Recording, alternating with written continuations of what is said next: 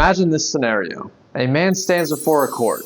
The judge asks him, "Did you know that this act was forbidden?" The man shakes his head. In truth, he didn't know. For the society doesn't teach the populace the laws, and he never thought to go look for them. The judge slams the gavel anyway. Guilty. Is that justice? According to the Bible, it isn't. The Torah doesn't just tell us to have justice, it also tells us that there's a right way to pursue justice. Deuteronomy says, "You shall not pervert justice. Justice, justice shall you pursue." Why the repetition? Justice, justice. The sages explain it's because we must pursue just justice, fair justice, not perverted or abused justice. And here's the key. This principle doesn't only just apply to Israel. It applies to all humanity. The Noahide obligation for justice isn't just simply to judge crimes. It's to pursue justice justly. And later in this video, you'll see how this is derived. So what does pursuing just justice, fair justice, mean in practice? Well, for one, it means you can't punish someone who never knew the law. That would be perverted justice, corruption. Before judgment can ever occur, there needs to be education. The people must know the law first.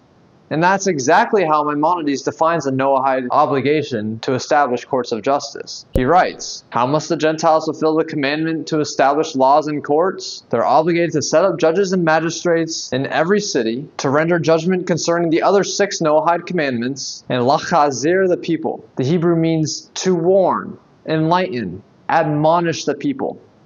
Notice what he says. The court's duty isn't only to punish, but to warn. In other words, the Noahide court isn't just judicial, it's educational and preventative. Why? Because justice that blindsides people isn't justice at all. And many authorities take this even further. They explain that the commandment of justice has 2 sides: a positive obligation to establish law and courts, and also a negative prohibition against allowing injustice and lawlessness. Thus, by teaching and warning the people, the courts fulfill both.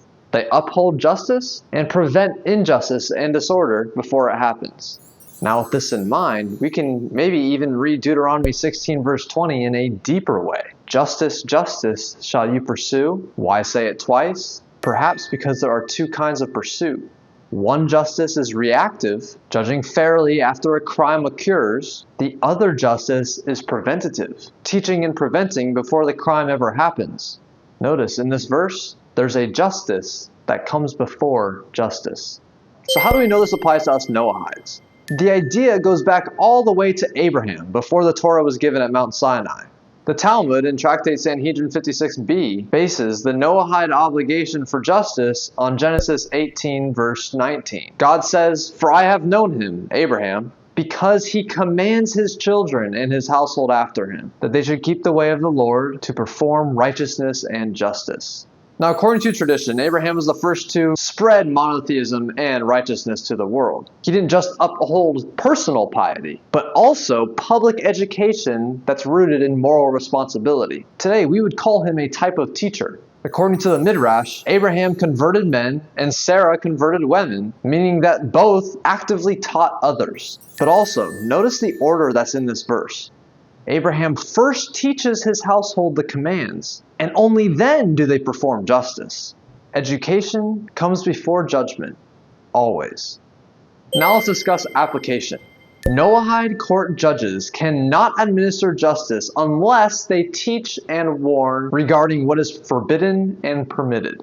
Moreover, Rabbi Moshe Weiner, author of the Divine Code, says that the courts must have a system for preventing the people from transgressing the laws. And this system includes the area's education system. The courts must set the curriculum so that the populace learns what it must know. At the very least, a Noahide society should know the 7 Noahide laws. And remember back to Genesis 18:19, "For I know him in order to command his children and his household after him, that they may keep the path of God." The simple meaning of this verse is educating one's children about God. Children, path of God.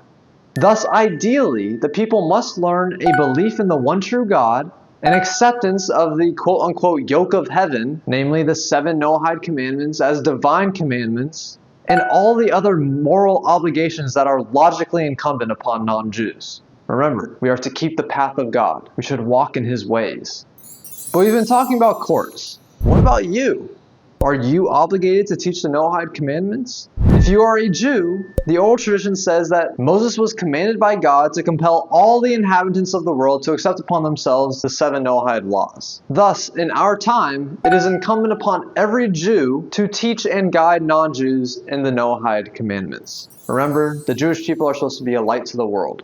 But what about non-Jews? As we discussed, when a proper court system exists, the courts are responsible for educating the public in the Noahide laws. However, on an individual level, there's no formal halakhic obligation for non-Jews to teach others about the laws. That said, it's extremely meritorious and encouraged. Just think about it.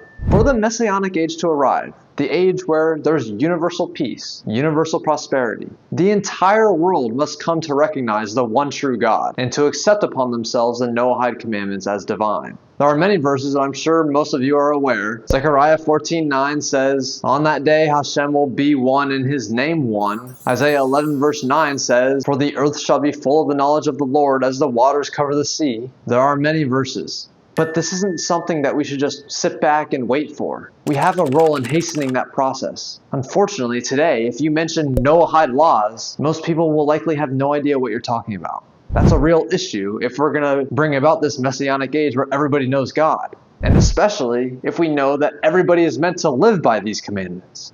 Further, remember Maimonides says that a non-Jew who accepts upon himself the Noahide commandments as divine commandments given by God to Moses at Mount Sinai is among the righteous among the nations and merits a share in the world to come. Thus, another reason to teach these laws is so that others can receive spiritual merit. For all of these reasons, it seems apparent that if you are a non-Jew who is aware of and committed to the Noahide code, it is both praiseworthy and impactful for you to help teach others, especially children, about these eternal principles.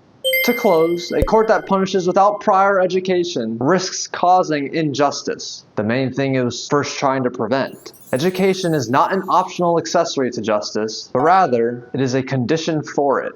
Therefore, in a Noahide society, the court should, at the very least, make sure that the population knows the 7 Noahide laws, and ideally, that they learn a belief in the one true God, accept upon themselves the Noahide commandments as divine, and learn all of the other moral obligations. Remember, only through education can a court operate fairly. Abraham is a great person to emulate. Therefore, if you know anybody who could benefit from these laws, I encourage you to discuss the Noahide code with them. Maybe even share one of these videos. The more we learn, the closer we come to universal peace.